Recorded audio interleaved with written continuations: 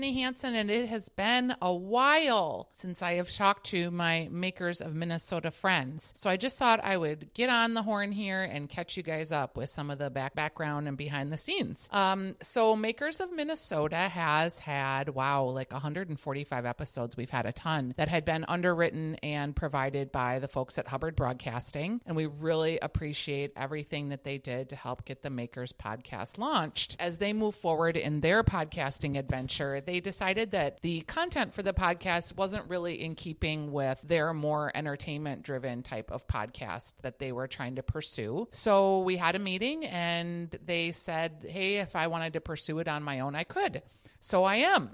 I am going to keep bringing you the maker stories simply because, a couple of reasons. One, I really love sharing the business stories with you and how people came up with ideas and how they move their product line forward. I think that's very, very interesting, and I think it's fun to see all the cool new products. Secondly, I just feel like from a small business standpoint, it's really hard to get your small business noticed. Most of the small businesses don't have a ton of marketing dollars, and I really just find it cool to help create that discovery piece where I can learn about something and then share it with you, or you can hear about the maker story directly from them and the challenges they've had. And I think it informs other makers moving forward so that maybe you don't make some of the same mistakes. When we opened our business, I mean, honestly, like the first 10 things I did could have been in a book of the first 10 things not to do when you run a business. And had I have had the beauty of podcasting or more entrepreneur type groups of people that had come before me, I might have saved myself some of those mistakes. I like doing the podcast. It's a blast. And I want to encourage you to reach out to me. I am going to be taking a little bit of time off here in June, and then I will be back at it in earnest June, July, August, September, and we'll just keep moving it forward. I will probably call it a season 2 just since we did have such a break. And I know that there are those of you out there that have wanted to sponsor the show. Maybe you want to do a live podcast event. Maybe you want to have me come speak to your group of makers or brand developers. Any of those opportunities, I'm wide open as I just take a look at what this Makers of Minnesota podcast is and have a fresh pair of eyes. I am a mobile person, so I'm able to do podcasting on the road. I've gotten the equipment, and I can come into your office if that makes more sense for you, or I can come take a tour of your business. So I would just encourage you, if you like the podcast, to think about ways that we can connect. The best email for me currently is stephanie@stephaniesdish.com. Also on my website is Stephanie's Dish. The podcast will still be being released through Stitcher, Apple Podcasts, through Google Podcasts, Spotify Podcasts, all the places you find your podcasts. And I just am really excited to continue on with it. I had an opportunity to do an event recently that I wanted to come on and tell you guys about. It was an event that was as part of the Women's Chef and Restaurateur Conference that happened at the end of April. And Ari, which is a local group that helps makers get to market and helps them create opportunities for their products, whether it's matching them up with distributors, matching them up with makers, matching them up with resources to maybe create better labeling, packaging. Ari really does a good job of helping makers get to market. And we did a thing called Smash the Senses. It's an entrepreneur tasting showcase. It was at the Wycliffe building, which is the new building that is being developed by the folks at Midwest Pantry. Zoe Glass is the president, and they are going to be developing another 70,000 square feet of makerspace that is going to be happening over in the Wycliffe building. There were tours that were happening, so they have done a great job of building out that Northeast food district over in Northeast, and this will be a continuation of that. Different site location, but the general idea of creating commercial kitchens and a collective environment for makers to get together. So we had this event that happened at the Wycliffe building, and what it was is makers came and they got to put their product in front of a panel of judges, and they evaluated the products, everything from packaging to taste to the story of the product, to help give them some feedback about it. The judges that we had on the panel this year were great. We had Kristen Lee Charlson, Executive Director of Women Chefs, Beth Dooley from Beth Dooley's Kitchen, and she's written a ton of cookbooks. Michelle Wolf, who's a research and development scientist. Molly Herman, who has in the market for entrepreneurs to share collaborative space, and they also have a cooking school. Jean Rane, who's Pro Team Food Service Advisors. Alicia Hinsey from The Buttered Tin. Jody Eddy, who's another award-winning author. She's written 9 cookbooks. And Elle Simone Scott. She's the first African-American chef on the America's Test Kitchen TV show on PBS. And she also has formed a collective called She Chef. And it is a group of diverse chefs and diverse people in the food industry, and they have a collaboration together to help each other with challenges that diverse people and people of color face. That was the panel.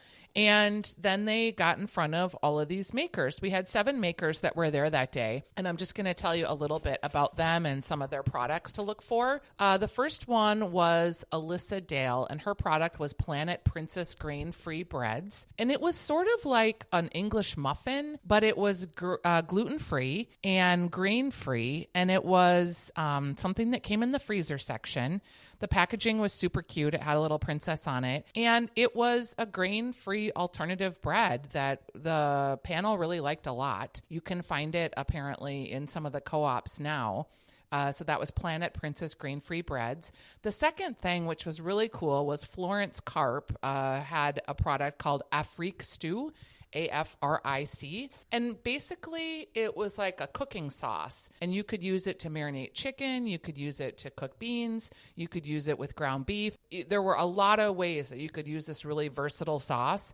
And she had a cookbook that she had produced that came with it that you could buy that showed you all the ways to use the sauce. And it was a really cool product. It was very tasty. It was like kind of a red tomato base. It was the judges were having, they loved the concept of the product and they loved the taste of it. They were having a hard time with the word stew and kind of how that fits into the lexicon of what you expect when you looked at the product, because I don't think when you looked at this cooking sauce that you thought of stew necessarily. So there was that. The third product was Sailor Mercy syrup, and this was a product by Danny Dirks. It was an elderflower syrup, and she talked a lot about her kids discovering this as a way to ward off disease and keep their immunities up. And I think we're going to see a lot of elderflower syrups and elderflower products made in the Twin Cities in the next year. Also, Three Bear Oats was Therese Moore. Three Bear Oats is a product I have had a couple of times now, and I really love it. It is an oat-based grain bowl, or no grains, I guess that would be, so oats. They're savory and they're sweet. So she has one that's like an apple cinnamon, kind of like your more traditional oatmeal. But then she also has some that are savory, and they have spinach and cheese, and they just are fantastic tasting. So you get basically 2 servings in one of these bowls, and they're super hearty. You heat them up in the microwave. So that was Three Bear Oats. And then Mighty Jam was Emma Marshall, how do I say her last name? Circuria. In any case, it was a jam, but not jammy. It was mostly just stewed fruit.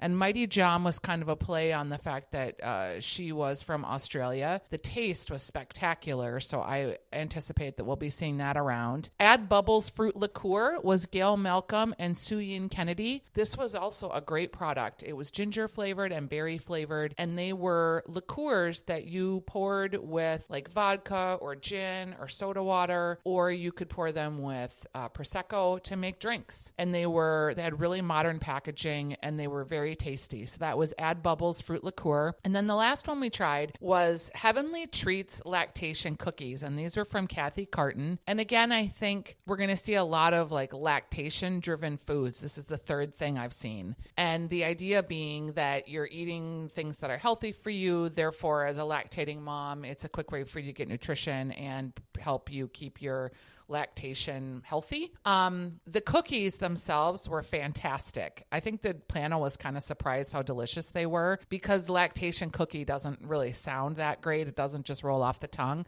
but the taste of it was super delicious. So I anticipate that we'll see these Heavenly Treats lactation cookies. I'm not sure if she'll keep calling them that because we kind of encouraged her not to because we just thought it really was a very narrowing of her market that didn't need to happen because the cookies themselves, again, were super delicious. But that was the panel. We tasted all of the products and really just had a great time. And I look forward to doing more of these panels. Ari is the person that helps put these on. So if you need help with anything, reach out to them. And thanks to Zoe Glass and Chad for making this happen.